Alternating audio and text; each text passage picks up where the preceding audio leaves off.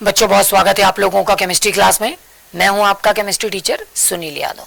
बच्चों आज एक नए टॉपिक के साथ आपके साथ हूं और आज मैंने टॉपिक लिया है बच्चों पी ब्लॉक के तत्व से। बच्चों पी ब्लॉक के तत्व में मैंने आज का जो पहला प्रश्न आपके सामने ले रखा हुआ है, प्रश्न है जीनोन एक उत्कृष्ट गैस है। बच्चों हम ये जानते हैं कि जो जीनोन है वो एक उत्कृष्ट गैस है, फिर भी इसके यौगिक ज्ञात हैं। बच्चों हमने पढ़ा था कि जो उत्कृष्ट गैस होते हैं ये यौगिक नहीं बनाते, लेकिन हम ये देख रहे हैं कि जीनोन एक उत्कृष्ट गैस है फिर भी इसके यौगिक ज्ञात हैं। तो क्यों, हमको इस प्रश्न का उत्तर देना है। अब इसके जो यौगिक हैं बच्चों, तो इसके हमको कुछ महत्वपूर्ण यौगिक मैंने यहाँ पे 2 मेंशन किए हैं, हम इसके महत्वपूर्ण यौगिकों की संरचना भी देखेंगे। ठीक है, तो हमारा जो प्रश्न है मूल रूप से वो ये है कि हम आवर्त सारणी, आधुनिक आवर्त सारणी की बात करें बच्चों, तो आधुनिक आवर्त सारणी में शून्य समूह के तत्व हैं जिनमें हीलियम, ठीक है, neon, organ, krypton, xenon, radon, ये सभी तत्व शामिल हैं बच्चों, जिनमें रेडॉन जो है वो रेडियो सक्रिय है। इन शून्य समूह के तत्वों को हम उत्कृष्ट गैस के रूप में भी जानते हैं बच्चों, जिनमें से हमने प्रमुखता से प्रश्न लिया कि जीनोन, स्पेशली हम जीनोन की बात कर रहे हैं, एक्सी से रिप्रेजेंट करेंगे। तो जीनोन एक उत्कृष्ट गैस है।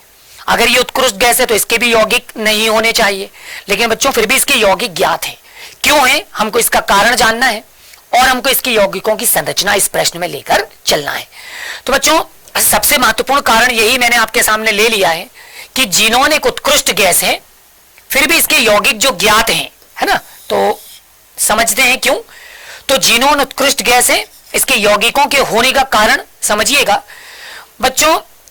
सन 1962 में एक वैज्ञानिक थे नील बाटले, ठीक है बच्चों, ये जो नील बाटले थे इन्होंने देखा कि जो ऑक्सीजन होता है ना, तो ऑक्सीजन को जब उन्होंने P2F6 के साथ उन्होंने अभिकृत किया, ठीक है, यानी 1962 में नील बर्थलो बाटले नाम के जो साइंटिस्ट हैं, इन्होंने क्या किया बच्चों, ऑक्सीजन को लिया और इस ऑक्सीजन को इन्होंने क्या किया, P2F6 के साथ अभिकृत किया, उसकी क्रिया करा दी और इसकी क्रिया करा के इन्होंने क्या किया, एक यौगिक प्राप्त किया O2P2F6, ठीक है, ये उन्होंने एक यौगिक प्राप्त किया और इस यौगिक को प्राप्त करने के बाद उन्होंने ये अनुमान लगाया और ये अंदाजा लगाया, सोचा कि ऑक्सीजन और जीनोन, इन दोनों की जो प्रथम आयनन ऊर्जा है बच्चों, ठीक है, इनकी जो प्रथम आयनन ऊर्जा है ये लगभग कैसी होती है, ये बराबर होती है।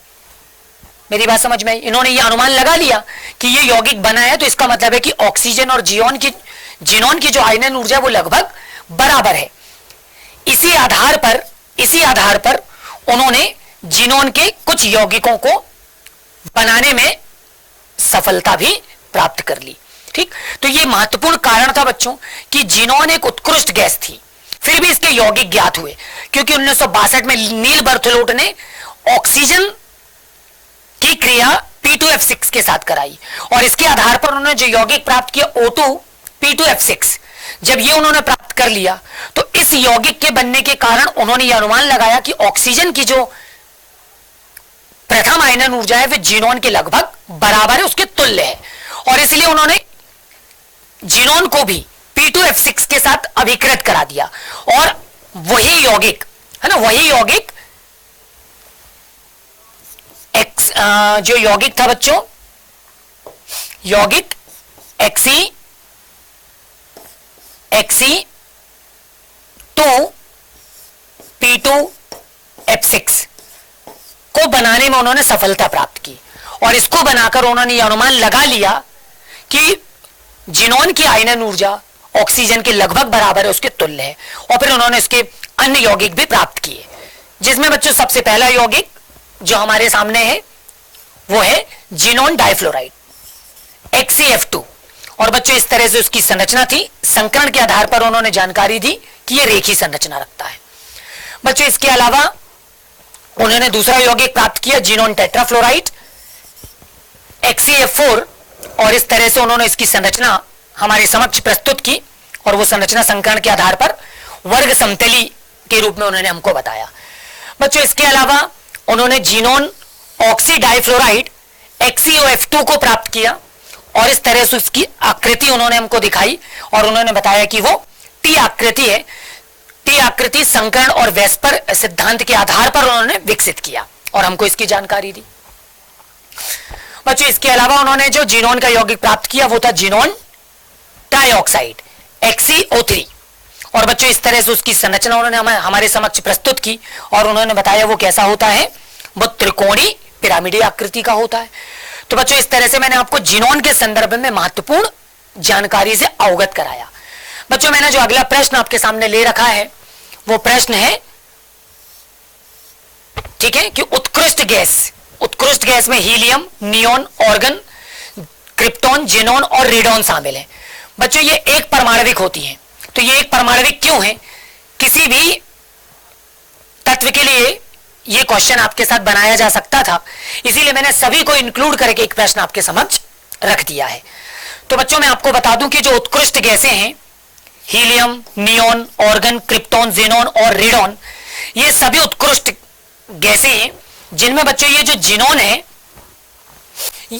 ठीक है, जो जीनोन है या जो भी helium, neon, organ, krypton, xenon, ये सभी एक परमाणविक होती हैं। ठीक है, जिनमें बच्चों याद रखना कि जो जीनोन है वो कैसी है, वो रेडियो सक्रिय है।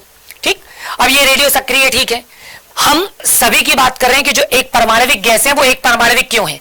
क्योंकि बच्चों इनके इलेक्ट्रॉनिक विन्यास से है ना स्पष्ट है कि इनके जो संयोजी कोष का इलेक्ट्रॉनिक विन्यास है वो क्या होता है, NH2Np6, और ये पूर्णतः कैसा होता है बच्चों, भरा हुआ होता है, स्थायी होता है, इसलिए ये संतृप्त होते हैं।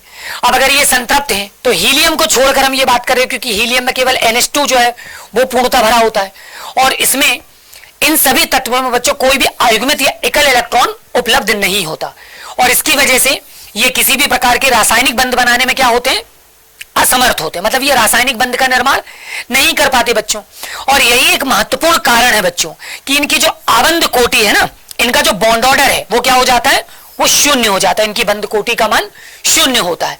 और इनमें एक परमाणु से दूसरे परमाणु में जुड़ने का जो गुण है कि दो परमाणु या दो से अधिक परमाणुओं के जुड़ने से अणु बनेगा, तो ये अणु नहीं बना पाते। ठीक है, और यही एक महत्वपूर्ण कारण भी है बच्चों कि helium, organ, krypton, xenon, radon ये सभी एक परमाणविक गैस होती हैं। बार बार मैं आपको ये चीज बोल रहा हूं कि जो रेडॉन है वो रेडियो सक्रिय, रेडियो धर्मी भी है। ठीक है बच्चों, आज का मैंने आपके सामने जो अगला प्रश्न ले रखा है वो प्रश्न है प्रश्न क्रमांक 3, क्लोरीन की विरंजक क्रिया का कारण समझाना है। बच्चों ये आपको समझा दूं कि ये एक रासायनिक शब्दावली है, इसको समझना थोड़ा सा महत्वपूर्ण है, तभी आप प्रश्न से अच्छी तरह से अवगत हो पाएंगे।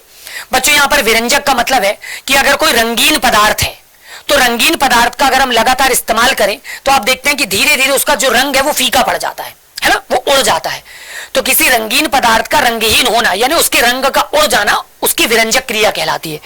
तो बच्चों क्लोरीन एक ऐसा रसायन है जो रंगीन पदार्थ के संपर्क में आए तो उस रंगीन पदार्थ को ये विरंजित कर देता, मतलब ये उसका रंग क्या कर देता है, उड़ा देता है। आ रही बात समझ में, उस रंगीन पदार्थ को रंगहीन कर देता है।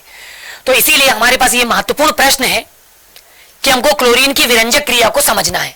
तो बच्चों क्लोरीन की विरंजक क्रिया का जो मुख्य कारण है वो ये है कि क्लोरीन ऑक्सीकरण की क्रिया संपन्न करता है, यानी जो क्लोरीन है इसमें विरंजक का गुण है क्योंकि ये किसकी क्रिया कंडक्ट करता है बच्चों, ऑक्सीकरण की क्रिया करता है। अब बच्चों जब क्लोरीन जल से क्रिया करता है तो नवजात ऑक्सीजन उत्पन्न होती है और वो नवजात ऑक्सीजन रंगीन पदार्थ के संपर्क में आती है और रंगीन पदार्थ को क्या कर देती है बच्चों, विरंजित, यानी कि वो उसको रंगहीन कर देती है। ठीक है, इसकी क्रिया का मैंने आपको रासायनिक समीकरण दिखा रखा है बच्चों। मैंने यहां पर क्लोरीन को जल से अभिकृत किया तो ये हाइड्रोक्लोरिक अम्ल और नवजात ऑक्सीजन उत्पन्न करेगा। ये नवजात ऑक्सीजन जो है बच्चों वो रंगीन पदार्थ के संपर्क में आएगी और वो रंगीन पदार्थ को रंगहीन कर देगी, यानी वो उसका रंग उड़ा देगी। और बच्चों महत्वपूर्ण चीज कि रंगहीन पदार्थ जब क्लोरीन से प्राप्त नवजात ऑक्सीजन के संपर्क में आएगा और उसका रंग जो उड़ेगा वो स्थायी रूप से उड़ जाएगा, यानी क्लोरीन विरंजक का जो प्रभाव उत्पन्न कर रही है ना वो स्थायी होता है, यानी अब रंगीन पदार्थ हमेशा के लिए रंगहीन हो जाएगा, यानी अब उसका कलर वापस रिटर्न या बैक नहीं होगा। ठीक है, तो बच्चों ये एक महत्वपूर्ण कारण था क्लोरीन की विरंजक क्रिया का। आज मैंने आपको इन महत्वपूर्ण प्रश्नों से अवगत किया। इसी तरह के कुछ और भी प्रश्न लेकर आपसे पुनः मुलाकात होगी बच्चों। तब तक अपना ख्याल रखिए।